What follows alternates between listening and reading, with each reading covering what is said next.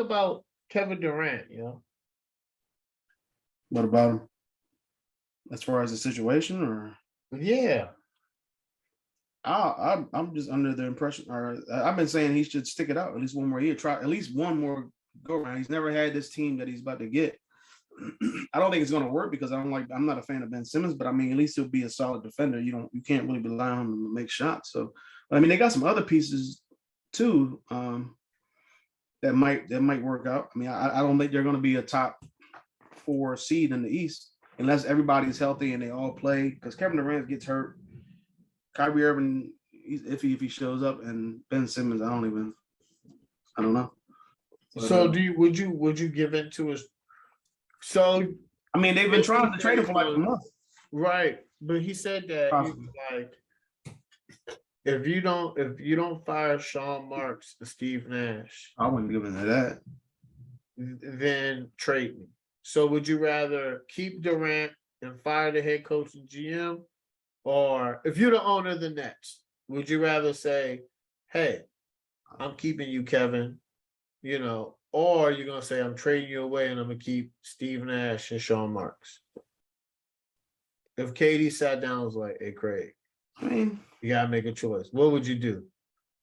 I'm tell you what I would do. You would ultimately want to side with the player, but I mean, I'd probably just keep Marks and I didn't like. You think Nash is a good coach? No, I don't think Nash is a good coach, but I'm saying like you can't. I wouldn't want to have Kevin Durant try to come in here and control whatever he can control. I would eventually, if you can get certain pieces back for him, if you can get, I don't know, 4 first-round picks, Brandon Ingram or something like that, and some other key players, why not? You're gonna get rid of your GM for what? I would. I would not. The GM did everything he could do. The coach is his first year coach, second year coaching.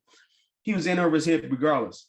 I don't think he's a good coach. I don't think I think he's overrated as a player. That's what I'm saying, Craig. All right, so how about you just said Steve Nash? What if you say KD, I'll fire Nash. I'll keep Marks. I'll keep Marks, but I'll fire Nash. And he says, okay. Yeah. Yeah. I mean, I just don't think Sean Marks say that though. I don't think Sean Marks needs to keep both. I don't think Sean Marks needs to go. I don't think he's done anything. I don't think Nash has done anything wrong. Everything is out of Nash's control. With the whole everything that happened this year was out of his control. There's nothing he could do. Yeah. Last year they had a chance. Not everybody, but his 2 best players got hurt. Well, 2 or 3 best players got hurt. One tried to suck it up and play. He played to the best of his ability with a hamstring, and then Kevin Durant just had his foot on the line. That doesn't happen. Maybe they win the championship. Who knows? And then we're looking at Steve Nash and Sean Marks and the whole Nets team differently.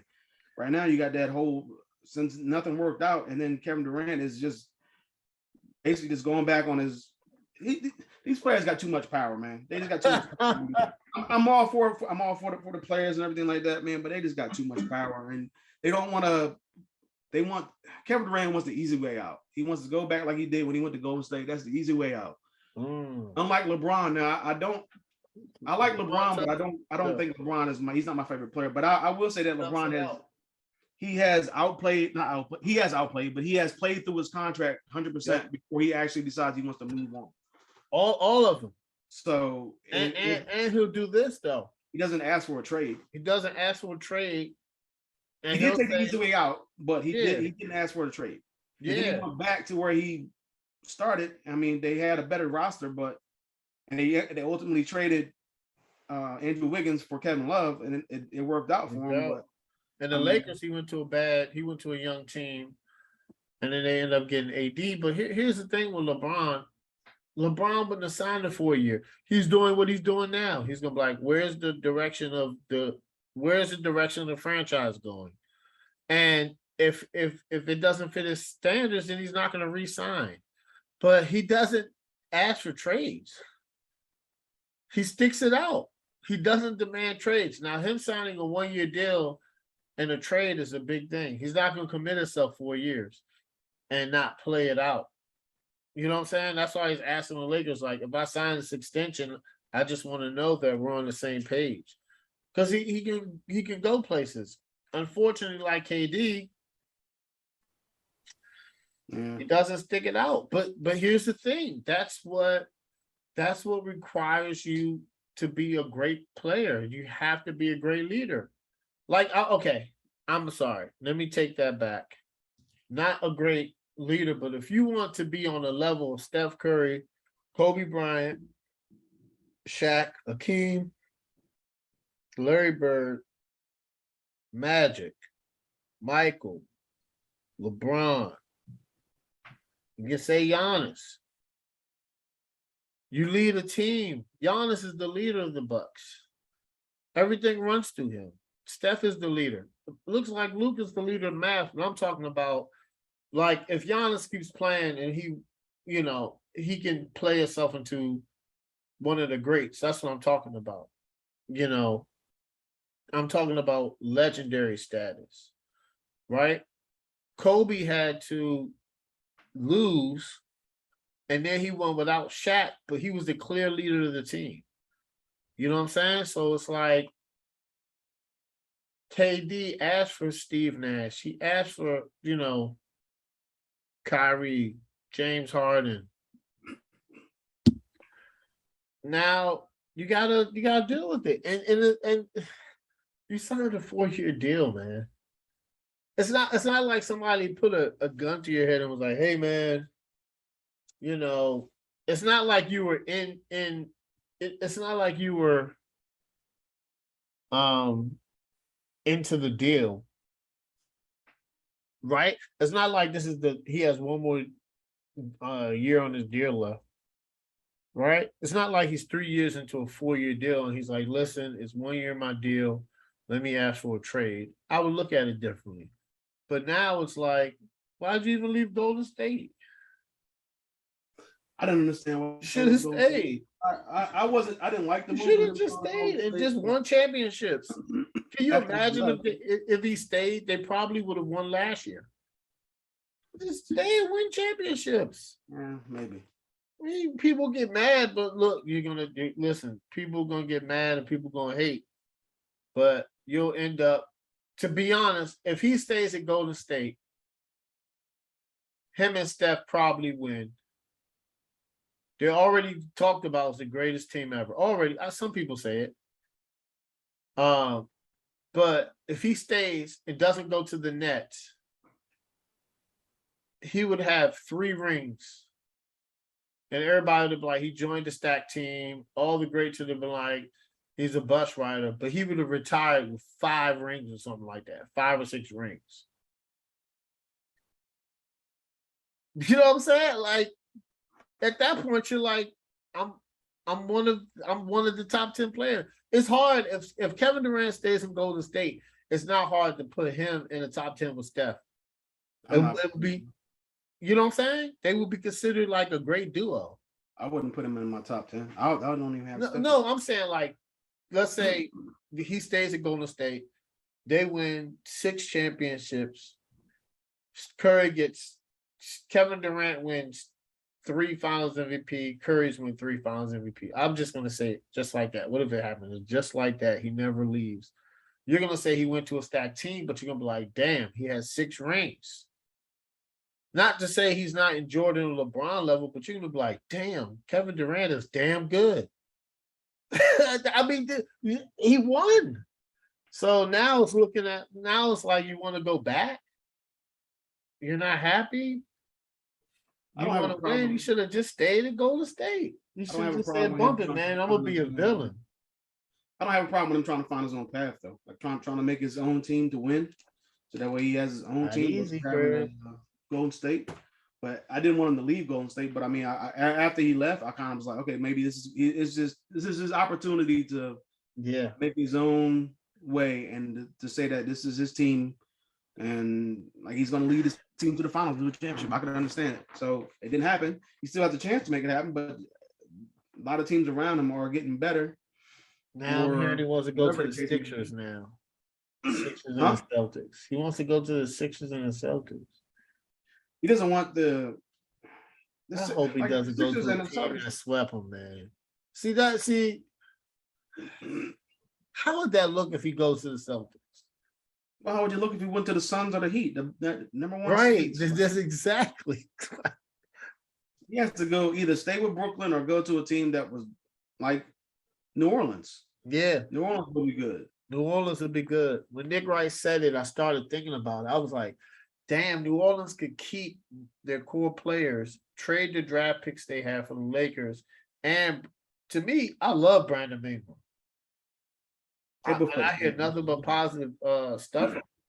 They both play the same position, so obviously I'd rather have Kevin Durant than Brandon Ingram. Right, but if you're the Nets, I'll take Brandon Ingram. He's not a bad piece if you can get if you put him, well, I guess put him with what's the guy's name? Ben Simmons. Then maybe you can trade Kyrie to somebody, not to the Lakers. That's not going to happen. It's not going to happen. Not this year. The Lakers are better off just letting. I don't know what they're going to do. I know they're going to trade. They can't do anything. They're better off just letting the season end and then coming back next year when Kyrie Irving's a free agent and then signing them then. Yeah, they probably. You can afford to sign. To be honest, but I don't know what's going to happen because if the Nets trade Durant, then they're going to trade Kyrie. They're going to blow it up. Even still, he's still going to be a free agent unless he agrees to sign whatever. Yeah, and then the Lakers got cap space. They'll have cap space after this year. I mean, they still got to sign LeBron. Yeah, that's what I'm saying. It'll just be LeBron and AD on the books, so they can afford Kyrie because Westbrook 47 comes off. Yeah. So and Kyrie's not going to be 47. So 30. Oh, he's at 36. He'll be at 37 this year. He might be at 40 something. Might be at 41, 42. If he balls out this year, he makes the All Pro. He might be at 40. And no, he's not doing that either. So he might not All Pro. He's not making the All NBA. Well, maybe he's not making the All NBA team. I don't see him making any of the so? No. If he plays a full 82 games. Not okay. Let's say he's not gonna. He's not. That's the thing. He's not gonna play a full 82 games. What if he plays 60? He's never played a full 82 games. I don't think ever. No, my bad. I said that. I don't think nobody plays. Remember we did that one time, and we, I think only Michael played like 9, something like that. 82. Yeah, that's ridiculous. Yeah, it's rare. It's rare. It's rare for players to do that. Let's say he plays 60 games. You still don't think so? Steph, Luka, that's 2, so he has to be on the third team. If he makes you don't think he has a better year than Steph? No, I don't think so either. I'm just asking. Steph and Luka are already pretty much on the one and the second team. Then you got John Morant still. I got John Morant. Who else is out there? That might be it. Kyrie he's up there, but I mean, I would probably lean on. You got Harden. I think Harden's considered a point, right? Yeah, I guess. I mean, but even still, Harden has a good year. He's been working out from what I've seen. You got Dame coming back. That's another guy you got to worry about. So that's three. That's 3 at minimum, 3 guys. Damn. To me, that will be on the first, second, and third team above Kyrie. But I mean, if Kyrie comes out and he plays lights out like he did a couple years ago, I mean, he has a chance. But I just don't. When he made the 40, 50, 90 club, 90. Something he balled out that year. I think it was 2019. I think it was 19. But he balled out that year. The year that his first year in Brooklyn or his last year in Boston? Because I mean, he didn't have. Hold on, I'm about to see. That was 20. That was the year he decided he wasn't going to go. He told everybody not to go to the bubble. Yeah, I heard that was 2021. Yeah, 21. Also, he took off for the riots at the Capitol. Yeah, and then this year COVID. Yeah, that 50, 90, 40 season is that joint is crazy. All right. What is up? Oh, I got the wrong screen. Anyway, all right, so Cincinnati Bengals. Yeah, the Bengals.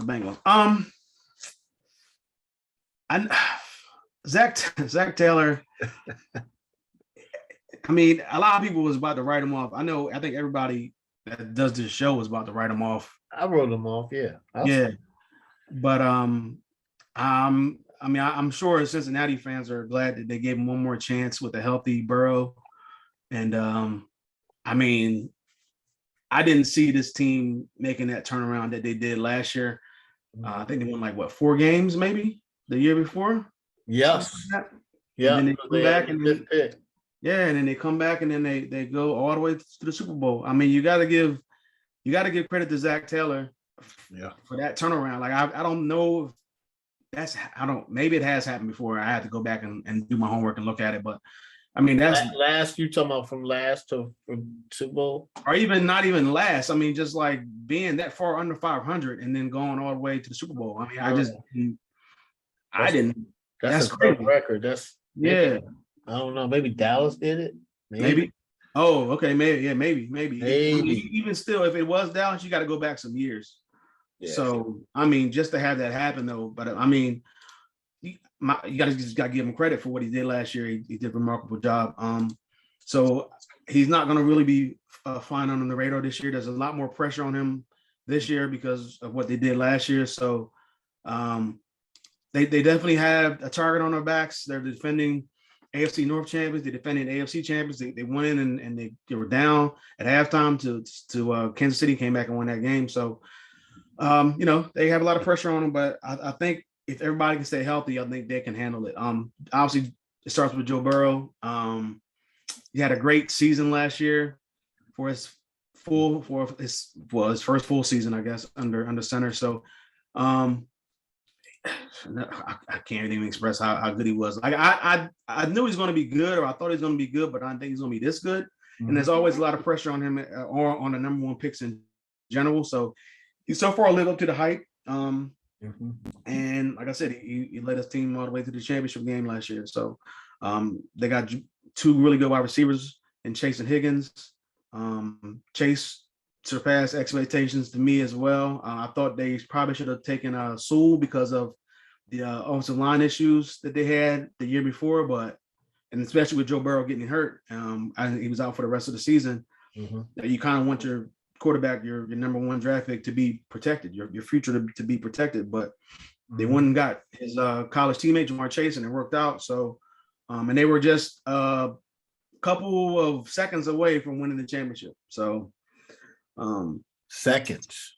Yeah, had they got a couple more seconds of blocking on for the offensive line, they would have won the championship. Because Chase was wide open. They also got Tyler Boyd, who's a really good wide receiver as well. The offensive line should be better. Should be a lot better with the acquisitions that they got in the offseason. So that was definitely like their biggest need was to upgrade the offensive line, and it should be a lot better. Their defense is still going to be mediocre at best, I think, but they still have some good pieces. Like I'm a big fan of Trey Hendrickson, Sam Hubbard, come off the edge. I'm gonna mess his name up for the cornerback. Awuzie. I wish Awuzie. Yeah, Awuzie. Yeah, and Jesse Bates. They're really good at their positions in the secondary. Von Bell solid at safety, and so is Eli Apple. Okay, I guess here and there, but like they have just a really good complete team. So I think they're going to be definitely in the running this year to win that division. Last year, maybe they won it by default because Lamar got hurt, but this year with Lamar healthy, it's going to be a little bit more competition there, at least from those 2 teams. The other 2 teams are kind of, but I am expecting the Bengals to go 10-7 this coming season. That's what I picked too. 10-7. Yeah, man. So I like Zach Taylor. I think, like you said, I believe. I gotta go back to the footage, but I'm pretty sure we all picked them to be on a hot seat and losing. Yeah. We all had him as a losing record too. I don't think nobody. So he did a great job, but see that what happens when you get like a generational talent at quarterback, it goes hand in hand. You got some coaches that are just like Andy Reid and like Sean McVay and Shanahan. That's or Bill Belichick. They're just different coaches. But then you have some coaches who become to grow with their quarterback and become good coaches. We see it a lot. So, now it's time that people have film that he has to build on last year's success. Once again, Joe Burrow. I think Joe, when we were doing our 3 quarterbacks, you like Herbert, I like Tua, he like Burrow.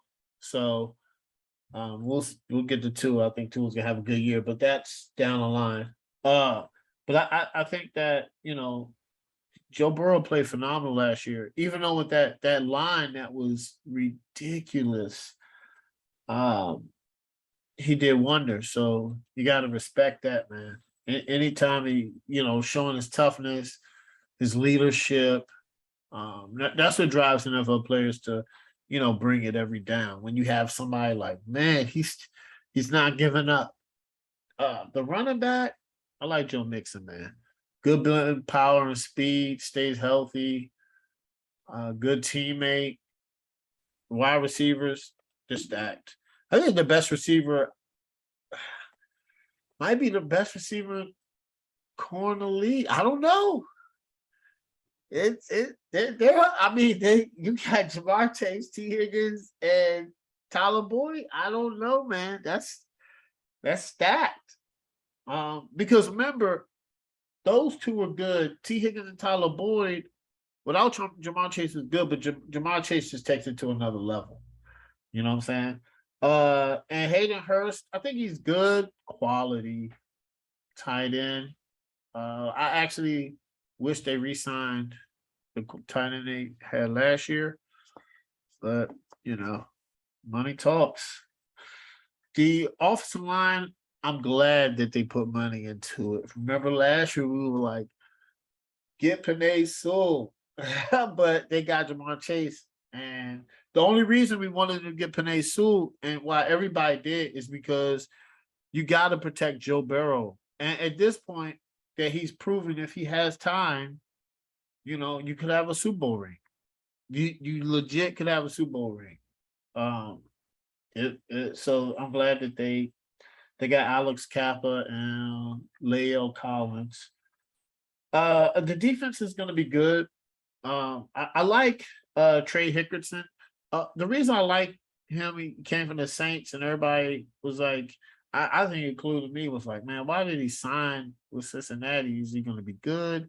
And he was, and he was phenomenal. So I think he's going to look to lead that Bengals defense again.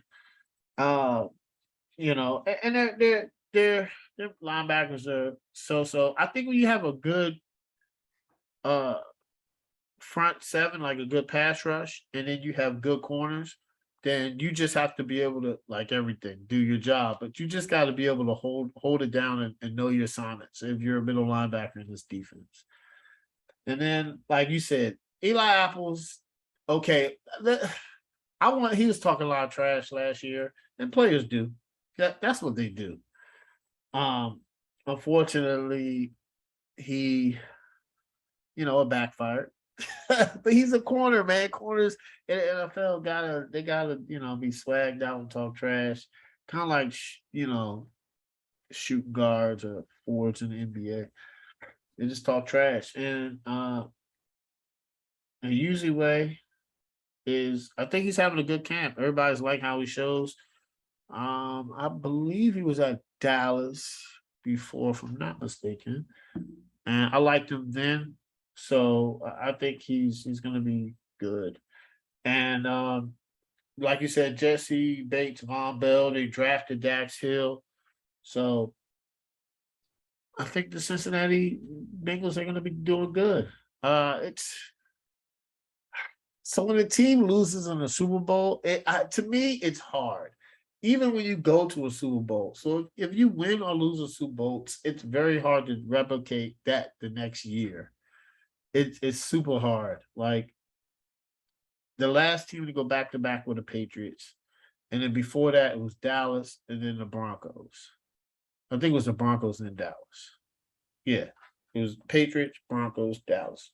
Well, back in time, and I think before that, I think you have the 49ers, maybe the Chiefs, maybe the Packers, Super Bowl 1 and 2. It's not that it's not been done many times. So if the Bengals do go back, it's just hard. And I think we were saying the Patriots were the last team to lose the Super Bowl and then go back. But then you have Tom Brady. So we're gonna see. I just think it's gonna be tough. And I got the same record as you, 10-7. So right now I'm gonna do Baltimore Ravens. Yeah, I like the Ravens. Coach John Harbaugh.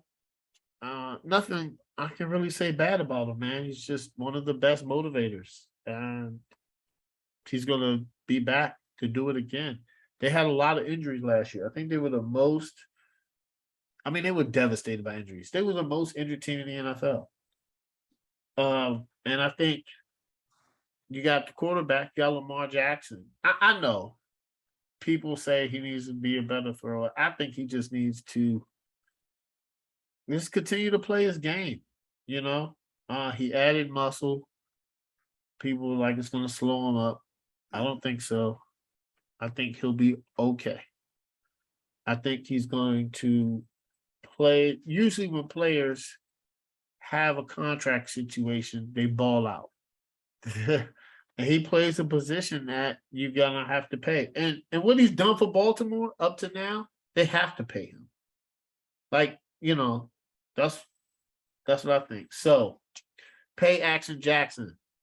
The running back, think they're gonna be good. They got Mike Davis as a backup, but J.K. Dobbins is in camp. I think he's on track to start week 1. I think he's going to be a great running back. Baltimore loves to run the ball, so I think he's going to be a featured back this year. Tight end Mark Andrew, he is better every year. Him and Lamar Jackson, they're synced.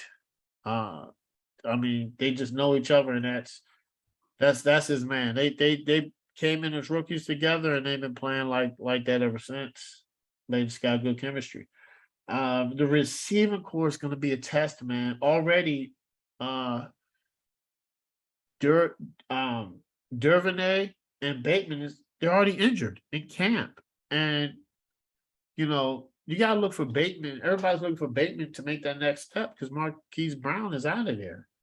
So, I mean, unless the Ravens double back down on the run, but you gotta give Lamar some help. So the receiving core is shaky. Now, James Prios II has been doing good and showing out in camp. So we'll see how that is. The O-line, once again, they're back. They're great. They're gonna be running the ball, pounding it. They do that zone blocking, The defense, I think the defense this year, if they stay healthy, they're gonna be really good. I think Owe that he's been the edge rusher has been killing the O-line in camp so far. And I think that's a good sign because he played good at the end of last season. And of course the off-ball linebacker, they got Patrick Queen. I think he was solid. He's a really good linebacker. And our corners are Marlon Humphrey and Marcus Peters and Kyle Fuller. So they got Kyle Fuller in the slot, and then they got Marlon Humphrey and Marcus Peters. That's a nice corner duo. So if they're able to get that front seven to pass rush, they're going to be their defensive backs are going to be eating. And speaking of defensive backs, they got Marcus Williams from the Saints. Now we got to see if Kyle Hamilton can make an impact because right now he's not starting, but it's still early. Overall, man, I got the Ravens winning the division. I think they're gonna win the division, man. I think this is Jackson contract year. They're not gonna get killed by injuries, and I think they go 11-6. What say you, Craig? All right. Well, yeah, but I pretty much piggyback on whatever you said because kind of have the same opinion. So, the coach John Harbaugh, I think he's one of the better coaches in the NFL. other than last season, which kind of was like the worst case scenario for him, everybody being hurt or everybody being injured. Some people didn't even start the season, like Marcus Peters and what's the running back's name? J.K. Dobbins. J.K. Dobbins. They didn't even start the season. So they were hurt. Gus Edwards was also hurt. He was the second running back. So yep. A lot of these guys didn't even start the season to play an actual game before they were already on the IR. So having these guys back 100% ready to go should definitely help this team chances as far as making the playoffs. With the down division is with you got the Browns and the Steelers, their quarterback issues and everything like that going on. So it's kind of between them and the Bengals to me. Excuse me. So if Harbaugh can motivate these guys and everybody can stay healthy, everybody can stay without too many injuries, I think this team's going to be right back in the thick of things, contending for a divisional championship. Yeah, division again, I guess. The quarterback, obviously, Lamar Jackson. I mean, one of the most dynamic quarterbacks, one of the most dynamic players ever in the NFL. I think he's just at any given time he can take off and run the ball for 10, 15 yards, or he can make a couple passes. I know he needs to get better at making passes, and probably as you get older, kind of like Cam Newton and maybe even like Michael Vick was still. Michael Vick was slinging. Yeah, man. You might have to adjust and start kind of staying in the pocket more and throwing the ball a little bit more. But Michael Vick was different, man. He was. But I mean, I think Lamar Jackson's kind of the same. I think he's one of the. I mean, his rushing yards for his quarterbacks is already, I think, top 10 among quarterbacks. So yeah, as long as he just stays healthy and he's doesn't take too many chances, doesn't take too many hits, I think he'll be fine. Unfortunately for his wide receivers, he lost his best wide receiver and I guess one of his best friends. I guess you want to say Marquise Brown. Yeah. So that's unfortunate, but you get your second year wide receiver who was hurt last year a lot in Bateman. Maybe he can come back this year and actually be the guy that they drafted in the first round a couple years ago. That number one talent that they want. And this is his opportunity to come out and basically show the league what he has and what he can do. I kind of think he's going to have a decent year. If he can stay healthy, I think he's going to have a solid year. He might not put up numbers that Brown put up last year for him, but I think he'll still put up solid numbers for this team. The running backs, they have 4 running backs, but I mean, obviously Dobbins is the number 1. But Edwards is a solid number 2. Mike Davis. Davis is solid. He was with Atlanta last year, and the year before that he was with Carolina. He had a solid year. He'll be solid in that run system. He's gonna be solid. Yeah, so they have some running backs there. Even if they do want to do like a running back by committee type thing, they have at least those 3 guys. Justice Hill he's not bad. He's just farther down the depth chart, but those 3 guys at the top, especially Dobbins, and I know he wants to come back and show that he can still be a number 1 running back after missing all of last year. Obviously, Mark Andrews is really, Mark Andrews is one of the top 5 actually tight ends in the league. Probably number 3 behind Kittle and Kelce. So I mean, he's definitely going to be up there, catching passes again. He's probably going to lead the team in catches this year with Brown gone. So probably catches, yards, and maybe touchdowns too. So I expect him to be Lamar Jackson's go-to guy, especially early on. Then the offensive line is okay. I know they lost Bradley Bozeman, who went to Carolina, but the offensive line should still be solid. They went out and signed Morgan Moses. So he's good. He's solid. He's solid. Yeah, so he should definitely help out the offensive line. The defense. The defense was decent last year, and they had a bunch of injuries. So I expect the defense to be even better this year with everybody healthy. Them going out and signing Marcus Williams from the Saints, Marlon Humphrey's back, Marcus Peters is back. Marcus Peters is back. Like you mentioned, Kyle Hamilton, their top draft pick this year. Right now he's on the second team, so maybe if he can get some more reps in, or maybe even next year he'll kind of take that step up to be in the starting lineup. Calais Campbell, Patrick Queen, he had a down year. And I think in his standards, I think a lot of people's standards that they had for him, he had a down year, but I think he's going to bounce back. They also had nobody really talks about kickers, but they had the best kicker in football. Yeah.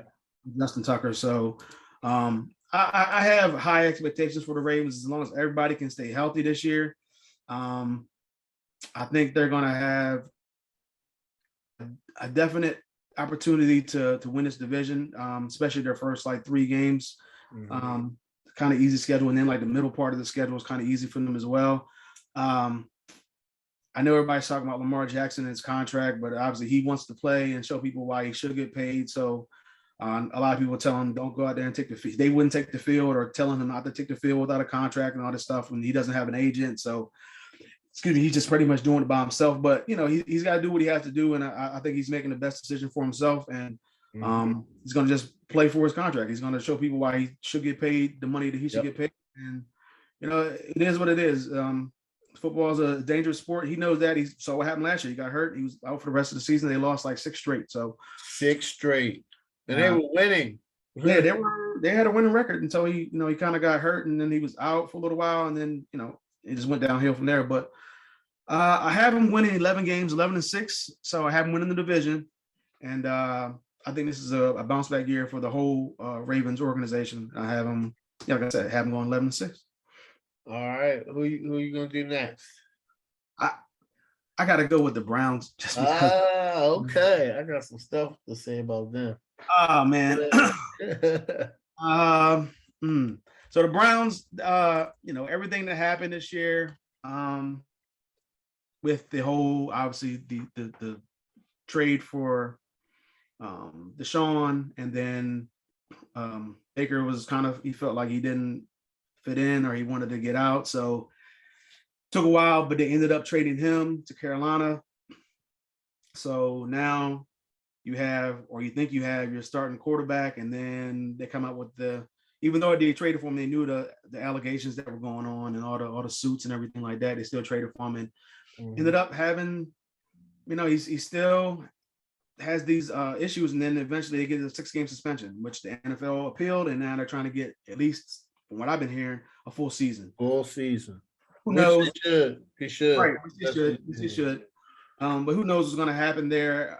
I think as of now, I don't know if while the appeal's going off, he still can play in the first 6 games. I don't think so, but I could be wrong. I'm not really I didn't look it up. So, but Kevin Stefanski is going to have a tough time this year without his top quarterback from last year, who was hurt in the second game and pretty much played hurt the rest of the season, and his guy who thought maybe he could play in Deshaun. So it's going to be tough for them to not have those 2 guys, probably at least maybe for the first 6 games without Deshaun. You're going to have to rely on Jacoby Brissett, who's a solid, reliable backup quarterback, who's going to get his opportunity to come in and play some games. Even if it's for the whole season, he's going to have an opportunity to showcase what he can do. And maybe this is like an audition for him for next season, with some teams out there that might need a quarterback next year. Yeah. I think he's a really solid backup quarterback. He's learned from Andrew Luck, and he was under him for a little while, and he's been around the game for a while. So I think as a veteran quarterback, this is unless they go out and they trade for Jimmy Garoppolo, I mean, this is a perfect opportunity for. He was on the Patriots, wasn't he too? Yeah, he was. So he's been around for a while. He's been on some great organizations. He's been around some great quarterbacks. I wasn't surprised if he coaches. I wouldn't be either. He's has so much knowledge. I mean, you have to have knowledge playing with or playing under Bill Belichick. So, so he's definitely in the right hands. Or Kevin Stefanski is definitely in the right hands when it comes to one of the better backup quarterbacks. But this is going to be a tough year for him just because of everything that's been going on. I'm not even going to get into the whole money thing, and they paid Deshaun. That's whatever. So, other than that, man, like the offensive line should be a little bit healthier this year. They went out and they re-signed Chris Hubbard. They picked up another offensive guard, I believe, Ethan Pocket, whatever his name is.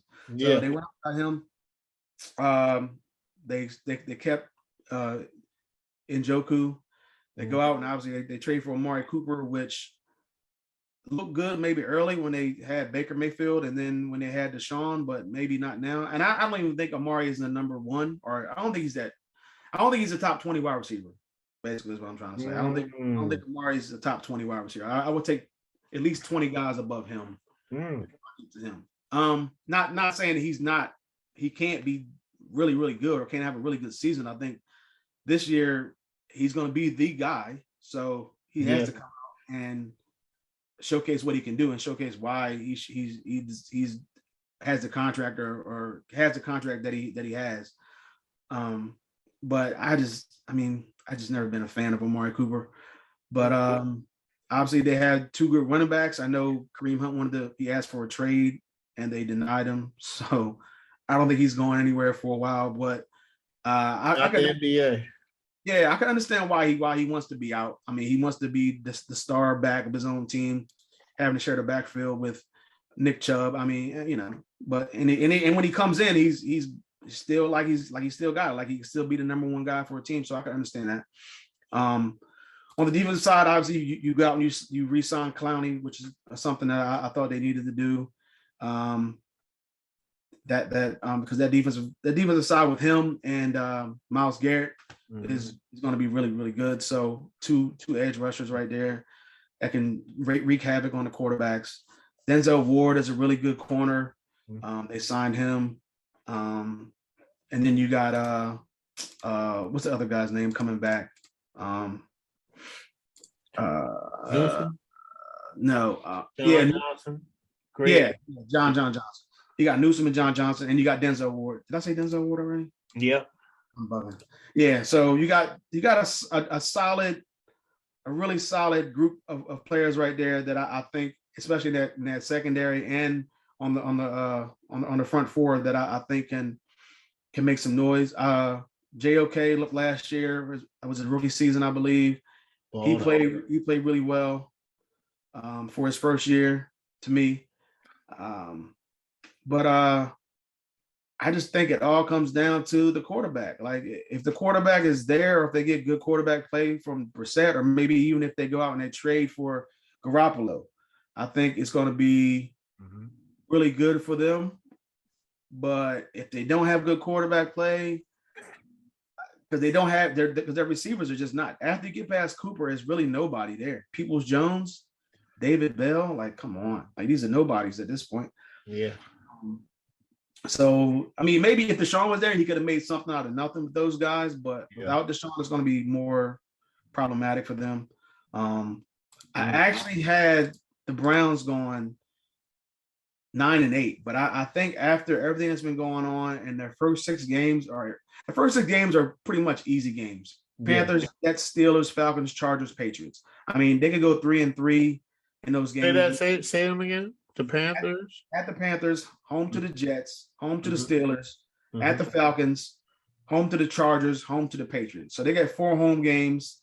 They can go 3-3 or 4-2, yeah. I can see. I mean, even with the backup quarterback, I think they could go there. They're gonna need to start out at least something like 3-3, 4-2, because after that it just gets a lot more difficult the rest of the way, except for at the Texans, but that's even a road game, and then they go at the Commanders. But that's even a road game. That's like the 2 games on the schedule the rest of the way. Yeah. So, I got them going 8-9. You're a little bit more friendlier than me. The coach, I like Kevin Stefanski. I think he's a good coach. I think he brings he was mentored by Gary Kubiak, and he's one of those coaches like Harbaugh and Shanahan that run the ball a lot more than they're supposed to. Then you got Deshaun Watson. He's gonna. I think he's gonna get a full year. So I didn't even calculate any. I didn't calculate any Deshaun Watson needs to do this and needs to do that. No, he's not going to play this year, and he should be suspended a full year. Kareem Hunt, He wants a new deal. He was hurt last year. So this is not like the NBA. Most times when players request a trade, the NFL says no. Unless you're like Jimmy Garoppolo, but that's a difference because they have Trey Lance. So, you know, he's a good running back, but I think he wants a new contract, which is fair, but he was hurt last year. Now, if he balled out, it would be different conversation, but he didn't. So you got to go on, what have you done for me lately? So you might have to play out this year. He should get paid, but he has to, you know, I mean, you got to pay. You got to play good in the NFL or sports or even in life. You got to be very good at what you do and stand out, and then people will notice you get paid. That's how it goes, you know. Uh, in the words of Dion, look good, you feel good. You feel good, you play good. You play good, they pay good. All right, so then wide receivers, I like Amari Cooper. He's a number one, but something has to be said why Dallas kind of traded him for pennies on a dollar. And maybe they're seeing something that we're not seeing, but he has been declining. He's been declining every year. And I got to give it to Skip Bayless in the Sands for a minute. He's been like he hasn't shown up in the second half of the season. And maybe Dallas is seeing that. And, he had Dak Prescott, but now you're going to Dak and Jacoby. Nothing wrong with Jacoby. I think Jacoby's a bomb professional. I think he's going to be he's a great backup. And I think he's going to be like Byron Leftwich or, I think he's going to get into the coaching game, and I think he should. Jacoby Brissett, if you're listening, coach after this is done. I think you have a phenomenal mind and you're a great leader in the locker room. All right, so the receiver core, I don't think it's going to be good. Njoku, he got paid.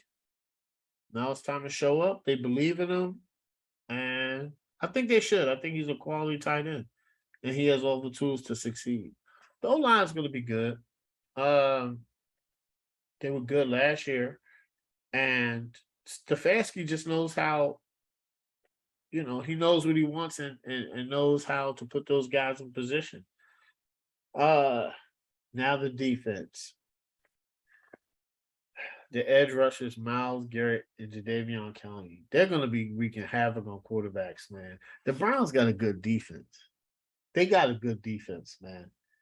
And then they got Joke as the off the ball linebacker.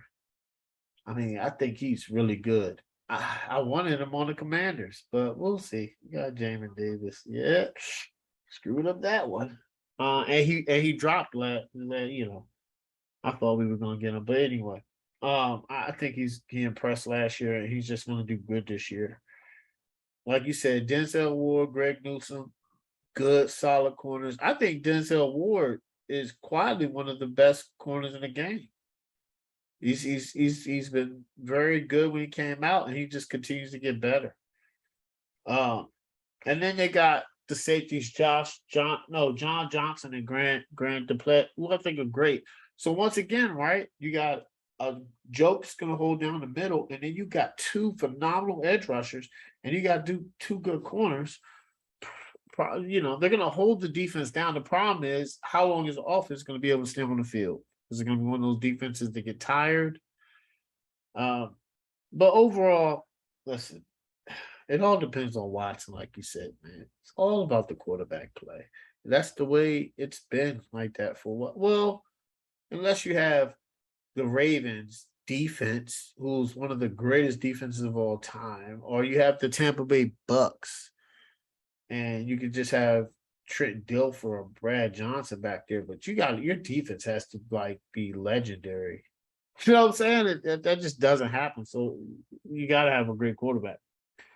But you know what I realized, Craig? It's always the Browns.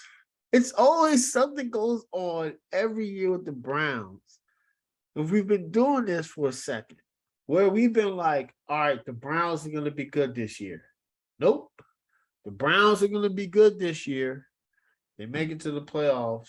And I was like, okay, they made it to the playoffs. They beat Pittsburgh. They're going to be good. Nope. This year, they get Deshaun Watson. He's suspended for 17 games, as he should be. It's always something, you know? It's always something with the Browns. So, no, I have them going 6-11 or 7-10. They're gonna be under that division, man. Jeez. How many division games you think they're gonna win?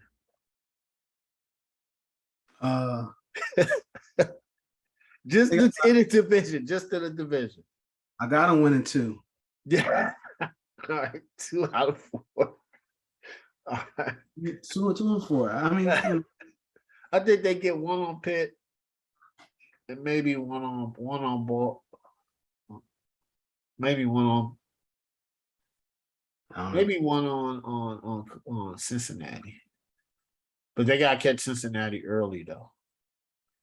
If they don't get that one on Cincinnati early, or they might beat Pittsburgh twice. I don't know. I don't know about the Ravens though. I don't think they've beaten the Ravens in a long time. I don't know, man. It's not looking good. Not looking good. All right, I'm gonna go ahead. Man, first game will be at the Ravens. Oof. Oof. All right, so last 3 Pittsburgh Steelers. All right, last team in the AFC North, man. All right, Pittsburgh Steelers. All right, well, listen, Mike Tomlin doesn't get enough credit where he's never had a losing season. And that's very difficult to do in the NFL. But that streak might end. Or it could be tested. It could be tested. I might be wrong. So they got Mitch Trubisky, who's been playing better in camp. He's solidified himself as he should, right? Because Kenny Pickett's a rookie, and I think they're gonna do. I think the way Mike Tomlin is, which makes sense. If Kenny Pickett's not ready, he's not going to throw him out there. But I tell you this about Mike Tomlin: if Kenny Pickett does start, it's not going to be until like after a bye week or if Trubisky gets hurt.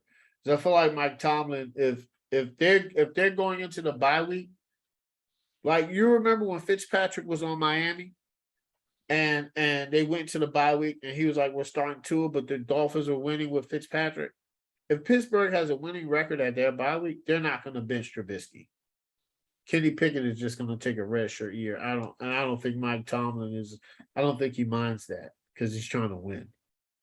So I think they're in a good position. We're going to see. I'm going to get to my overall prediction later. Najee Harris, I think, is going to be phenomenal if you're in fantasy. Draft him number 1. I think he's going to get a lot of carries. He didn't fumble last year. He's an all-around back. He keeps his body in peak shape. He's going to have a breakout year because he has to. All right. Deontay Johnson got paid as he should. He had a good offseason. He's a good receiver. Dropped a little bit too much for my taste, but and I think Chase Claypool said he's going to be a number 3 receiver on an I Am Athlete podcast. And if somebody says that, I believe him. So I believe he's going to have I think he's going to have a better year than his rookie year, but we'll see. I can only say I'm a big proponent. If somebody says that they can do something, I believe in that. Right. So I got that. But I mean, it can't just be something wild. But if he says that he wants to be a great receiver, then yeah. Their tight end, Pat. I was gonna say Pat. Can't pronounce the last name. He had a good rookie year. Hopefully, he should build on it. The O-line is the O-line. I think it's better than last year, but Trubisky's more athletic, where he's going to be able to run a lot more than old Ben Wallace. Big Ben was old, not old guys, but old quarterback.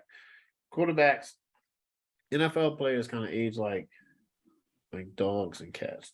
They get old quick. Athletes get, they retire at 35 because they've been playing the sport for most of their life. So they just they use their bodies more than us.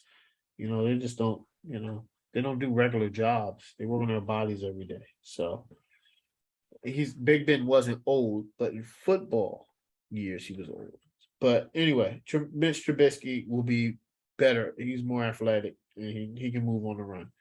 Defense, come on, man. Cam Hayward, Tyson Alou, love him, hold down the middle. Cam Hayward is an excellent pro. Reminds me kind of like a lot of Calais Campbell, like a guy that you can depend on that is going to make a play and be a great leader. And then you got the best edge rusher to me in the NFL, TJ Watt. Myles Garrett's right there, but TJ Watt is right there. And he's one of the best edge rushers in the game. The linebackers are good. But I think this year, what's his name?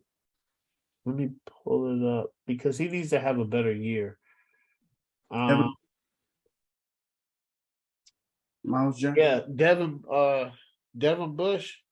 I think he was drafted number one. I think they, how Pittsburgh and their linebackers are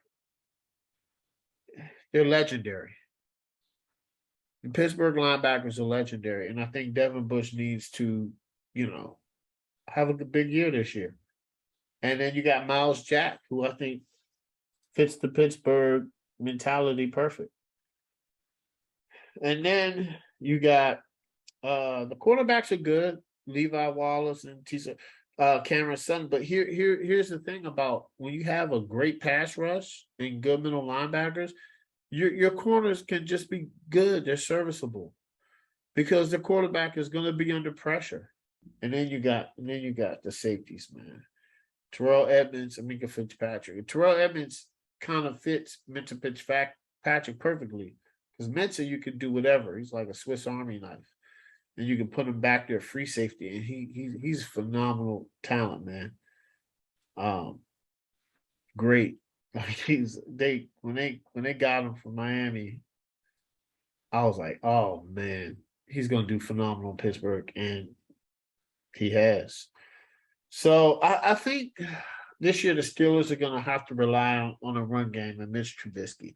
Now, if they can rely on their defense, their run game, and Mitch Trubisky just has to be how he was when Chicago went to the playoffs. Not great, but not bad.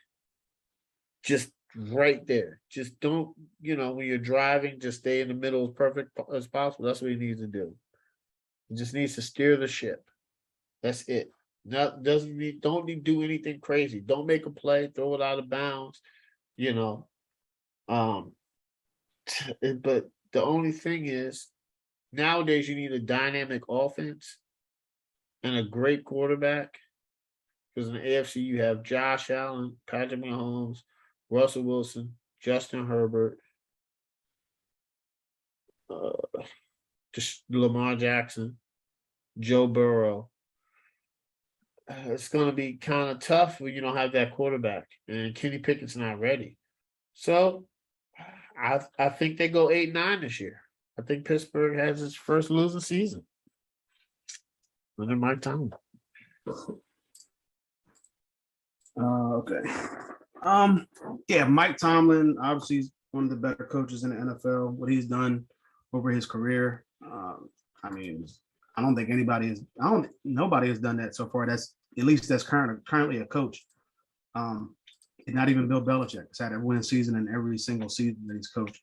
Now, a lot of that was due to obviously Ben Roethlisberger being there, but you also have to give credit to a lot of A lot of players staying healthy. The defense has always been really, really good.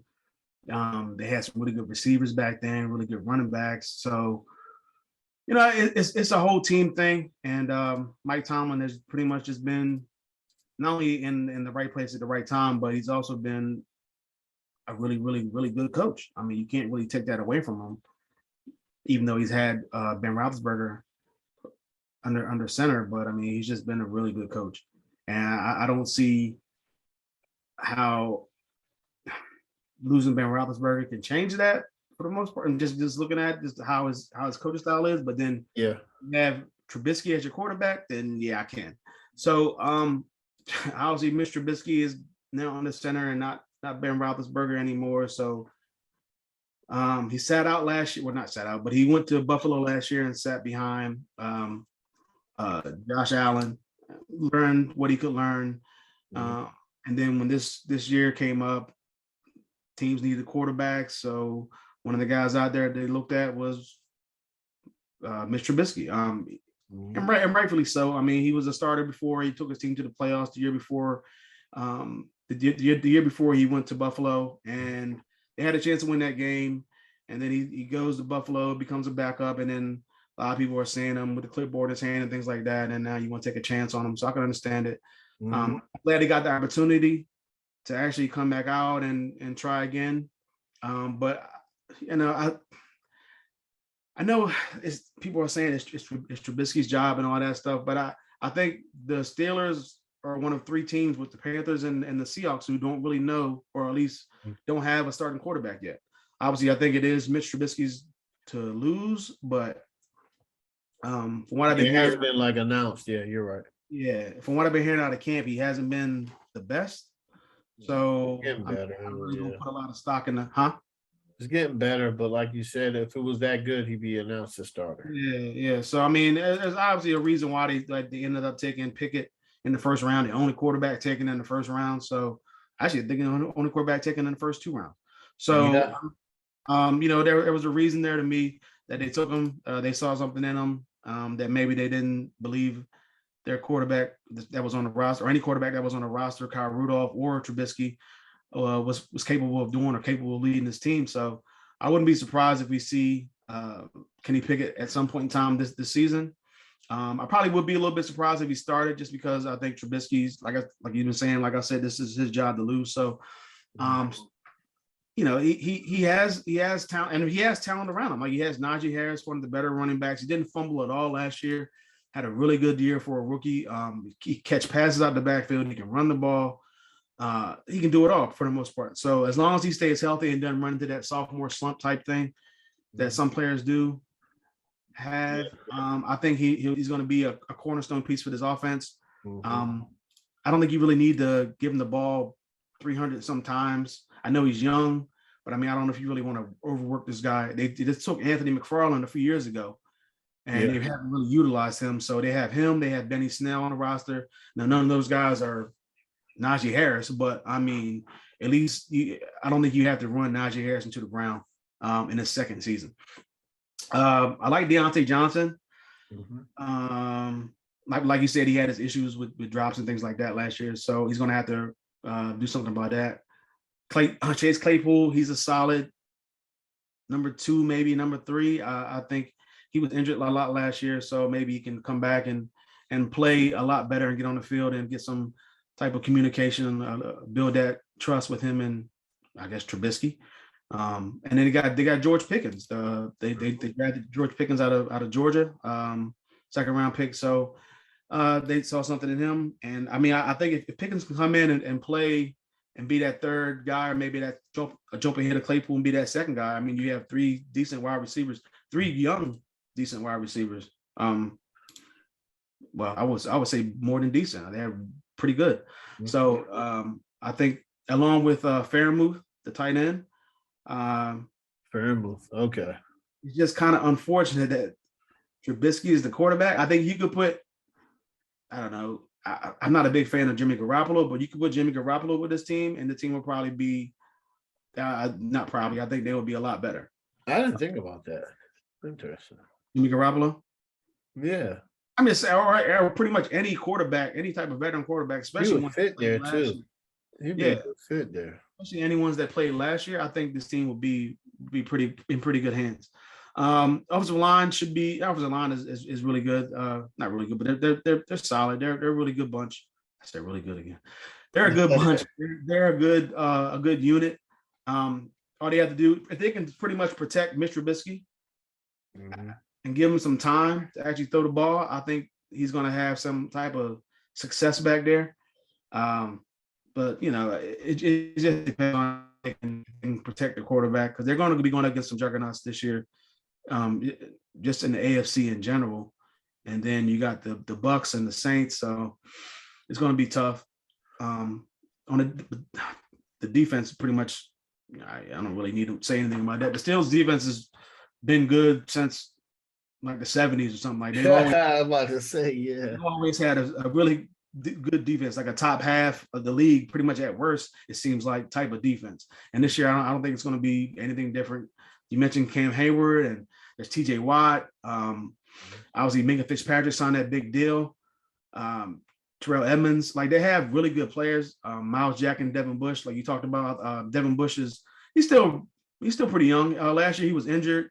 His rookie season, he had a really good season to me. He's going to have to come back and bounce back from last year. Miles Jack, kind of the same thing. Like he had a okay season, but I know he can do better. The defense is always going to be good, and I just think overall they have a really good team. If they just had a better quarterback, I would feel a lot more comfortable about the Steelers possibly going to the playoffs this year. But and being the fact that they have Mitch Trubisky and Mason Rudolph and a rookie Kenny Pickett, who knows if he's going to see the field or not, I don't believe in the Steelers this year. And to me, they have a tough schedule. I know, I think strength of schedule gave them like middle of the road, but you know, they're going to have some tough teams they got to face this year. And I did have them at 7-10, but I think I bumped it up to 8-9. I just, with how Mike Tomlin coaches and what he's done as a coach, I can't really disrespect him that much to go 7-10. Yeah. So, like I said, he has a mediocre quarterback play, or what should be on paper mediocre quarterback play. Maybe, who knows? Maybe Trubisky is a Pro Bowl type quarterback this year. Who knows?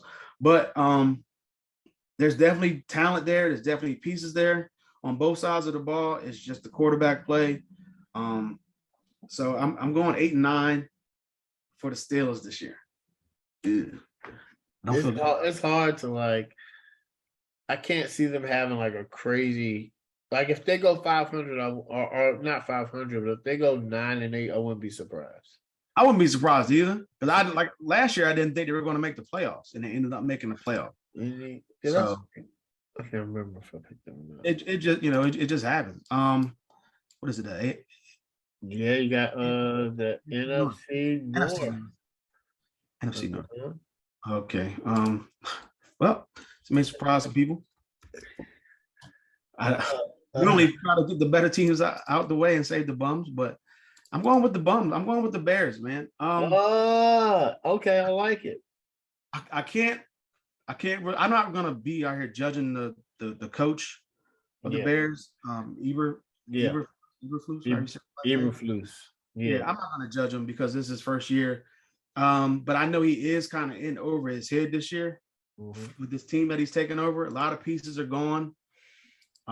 They got the second-year quarterback who was kind of in and out last year, and then he finally, he became the starter.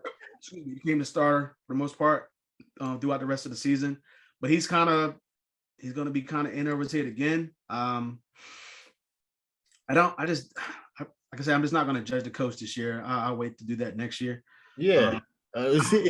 He's a blank slate, yo. Yeah. It's first year, it's going to be tough for him, but it is his first year, so we'll see what happens there. Obviously, it starts with the quarterback, and they went up in the draft last year to get Fields, and I probably would have done the same thing if it was my team. You didn't really have a quarterback there, and now you end up jumping up some spots, and then you get what you think is your franchise guy. And Yeah. he possibly still could be. There's still the jury's still out. I'll give quarterbacks. I pretty much give all rookies, but three seasons. Yeah. Which is a fair amount of time. What's that? Yeah. 30? No, how many games is that? That's a good amount of time. No, that's 3 seasons perfect. Play all 17 games in each season. That's 51 games. Yeah.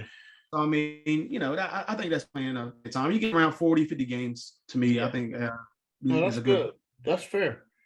Yeah. So I'm still waiting to see what he's going to do in year 2.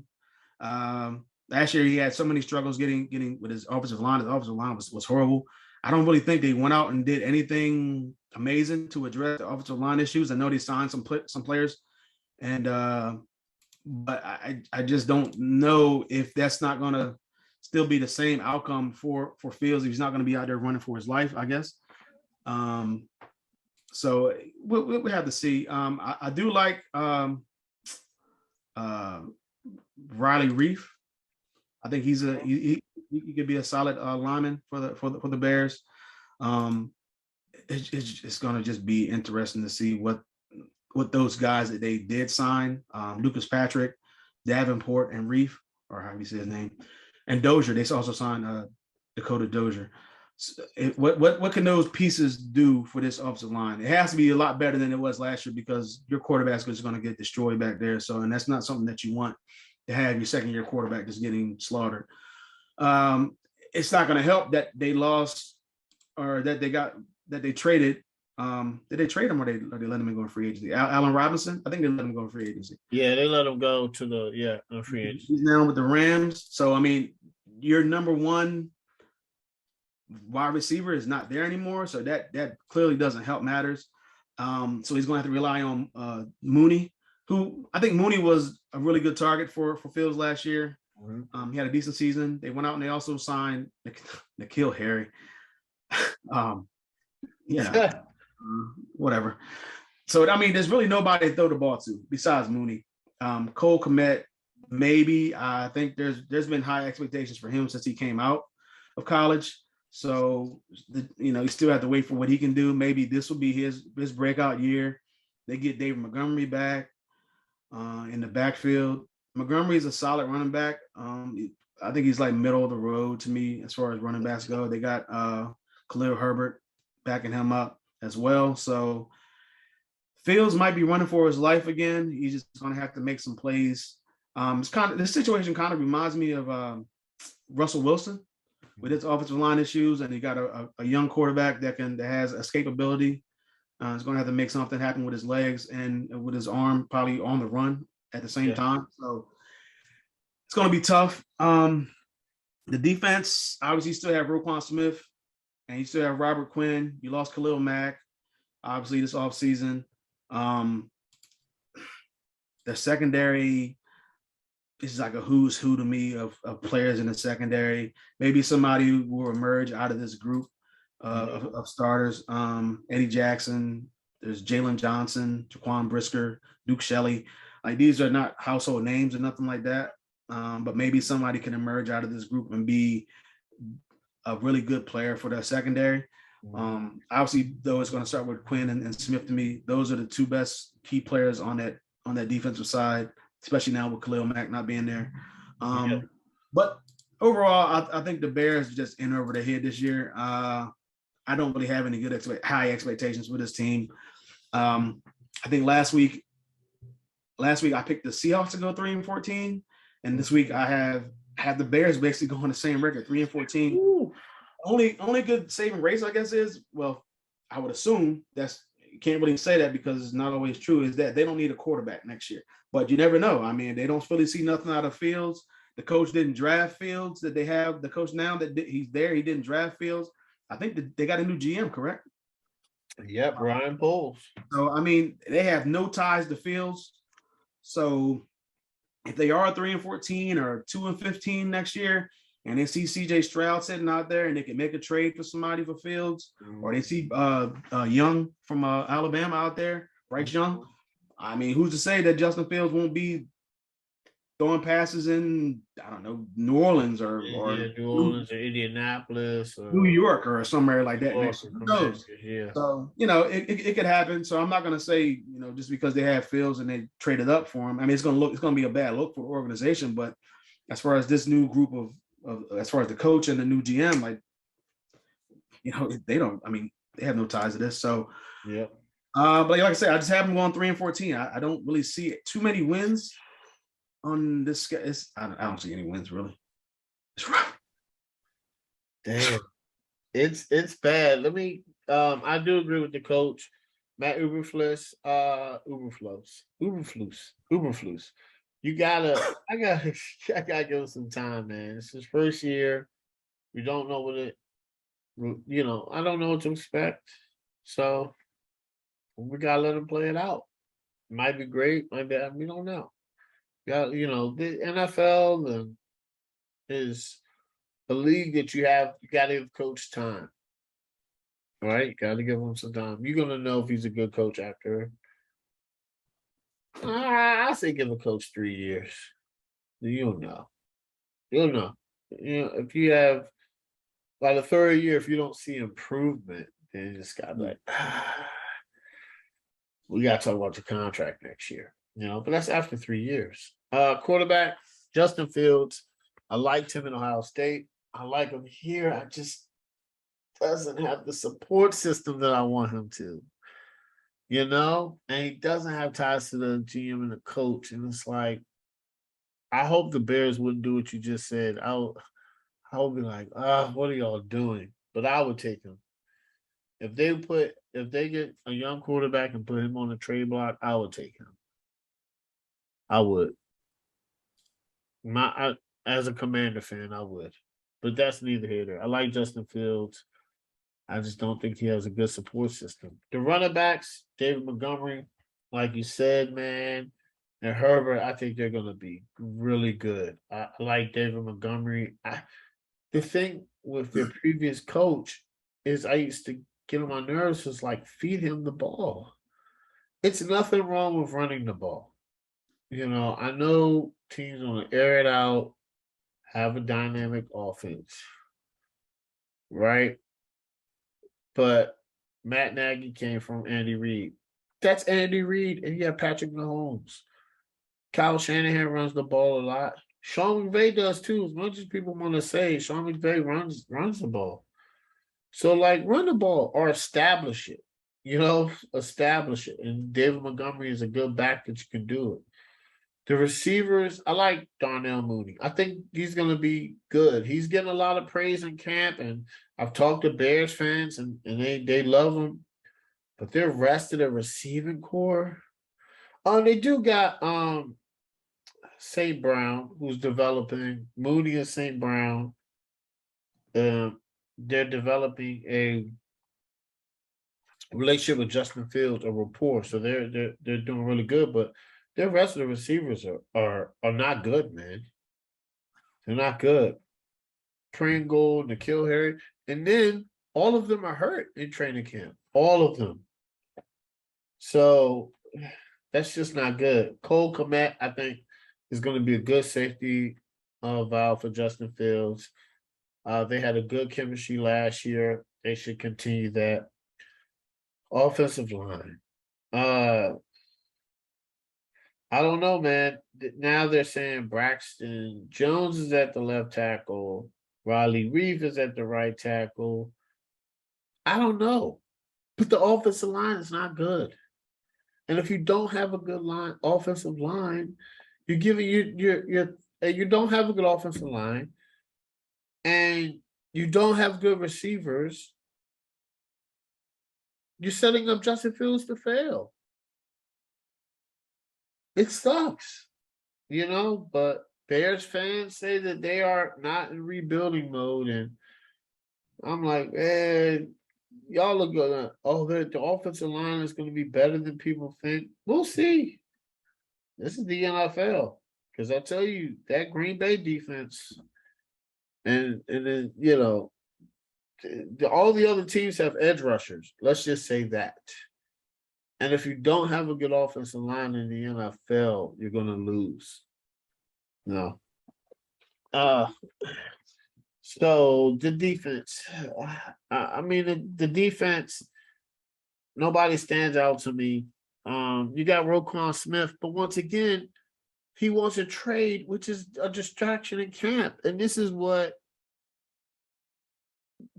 happens to bad teams. Like the good teams, it doesn't come out. Players don't be like, oh, I'm trying to, request a trade. You know what they do? They Lamar Jackson or Aaron Donald, they go to work. We'll figure out the money later. Remember what TJ Watt did? He signed it and was like, I'm just trying to play. But those are good quality franchises.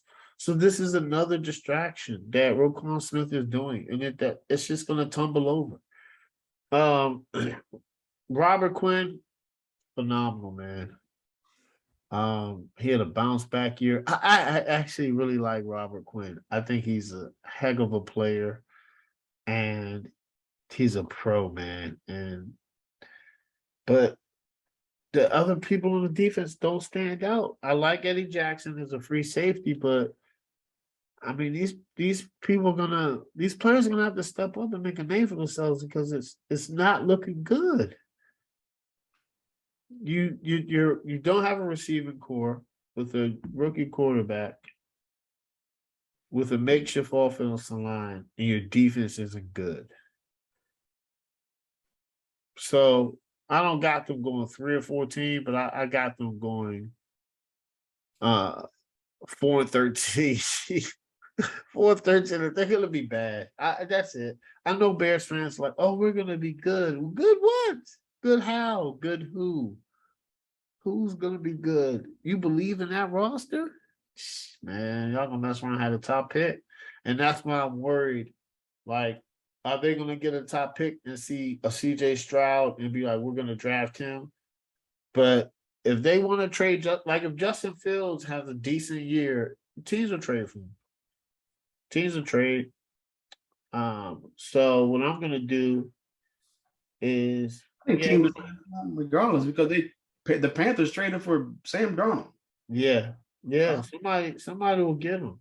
He's so a young quarterback. I think since you did the Bears, you know what?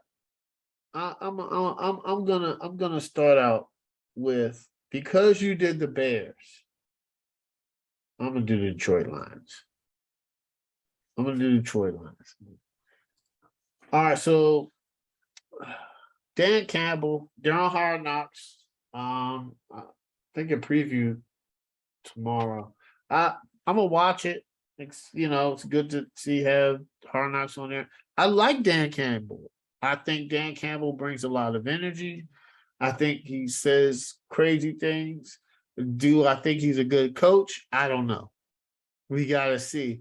It's a difference of saying all these things at the podium and getting your players motivated than being a hardball or like, it's hard to be a good NFL coach. So, I do like where the front office is going, and I do like the way they're building. So I like it. But I gotta see more out of Dan Campbell this year. Jared Goff. Jared Goff is having a good camp, but he's a decent quarterback. Like, to be honest, I'm gonna be honest with you.